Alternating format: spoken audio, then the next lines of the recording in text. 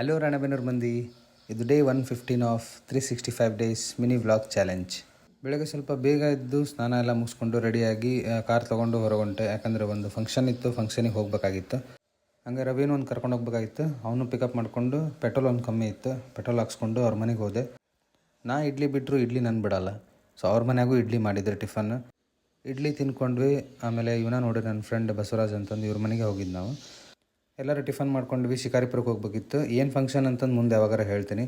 ಆಮೇಲೆ ಎಲ್ಲರೂ ರೆಡಿ ಆದರೂ ಹತ್ಕೊಂಡು ಹೋದ್ವಿ. ಆಮೇಲೆ ಇನ್ನೊಬ್ಬರು ಬರ್ಬೇಕಿತ್ತಂತ. ಸೊ ಅಲ್ಲೇ ಶಿಕಾರಿಪುರದ ಹತ್ರ ಹೋಗಿ ಅವ್ರಿಗೂ ವೆಯ್ಟ್ ಮಾಡತ್ತಿದ್ವಿ. ಅವರು ಬಂದಮೇಲೆ ಅವ್ರನ್ನೂ ಕರ್ಕೊಂಡು ಅಲ್ಲಿಂದ ಹೋದ್ವಿ. ಮುಂದೆ ಒಂದು ಹಳ್ಳಿಗೆ ಹೋಗ್ಬೇಕಿತ್ತು.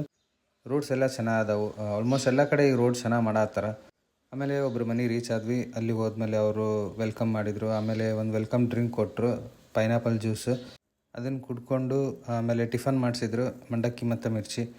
ಟಿಫನ್ ತಿನ್ಕೊಂಡು ಮತ್ತು ಸ್ವಲ್ಪ ಫಂಕ್ಷನ್ ಇತ್ತು, ಕೂತ್ಕೊಂಡ್ವಿ. ಆಮೇಲೆ ಹೊರಗೆಲ್ಲರೂ ಹರಟೆ ಹೊಡ್ಕೊಂಡು ಕೂತ್ಕೊಂಡಿದ್ರು ದೊಡ್ಡವರೆಲ್ಲ. ಬಿಸಿಲು ಒಂದು ಸ್ವಲ್ಪ ಜಾಸ್ತಿನೇ ಇತ್ತಲ್ಲಿ. ಆಮೇಲೆ 2:45 ಆಗಿತ್ತು, ಆಲ್ಮೋಸ್ಟ್ ಊಟದ ಟೈಮ್ ಆಗಿತ್ತು. ಸೊ ಊಟಕ್ಕೆ ಕೂತ್ಕೊಂಡ್ವಿ ನಾನು ರವಿ.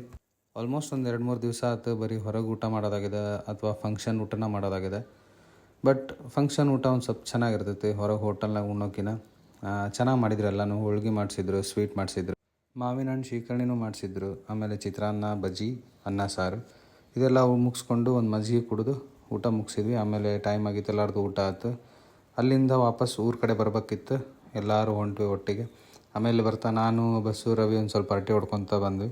ಊರಿಗೆ ಬಂದು ಅವ್ರನ್ನೆಲ್ಲ ಡ್ರಾಪ್ ಮಾಡಿ ನಾನು ವಾಪಸ್ ಮನೆಗೆ ಬಂದೆ. ಫ್ರೆಶ್ ಅಪ್ ಆಗಿ ಮತ್ತು ಗಾಡಿ ತೊಗೊಂಡು ಸ್ವಲ್ಪ ಹೊರಗೆ ಹೋದೆ. ಫ್ರೆಂಡ್ಸ್ ಮೀಟ್ ಆಗಬೇಕಿತ್ತು, ಪ್ಲಸ್ ಮಾರ್ಕೆಟಿಗೆ ಹೋಗ್ಬೇಕಿತ್ತು.